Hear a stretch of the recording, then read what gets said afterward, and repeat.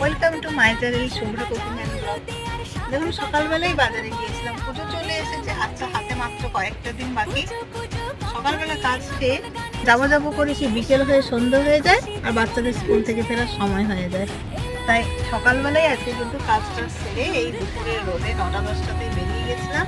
দুপুর ঘরে ফিরে যাচ্ছি, ঘরে গিয়ে কিন্তু রান্না করা হচ্ছে, খেয়ে নেব।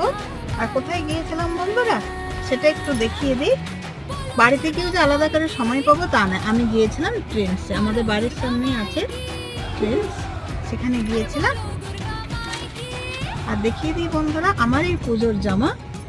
এই জামাটা আমি নিয়েছি সবুজ রঙের কটন চুড়িদার ডাবল এক্সেল। এটা নিয়েছি, এটা দাম প্রায় পড়েছে, এটা হচ্ছে 1299 মানে 1300। আমার গ্রিন কালার পছন্দ, ওটা আমার হাজবেন্ডের চয়েস, আমার নিজের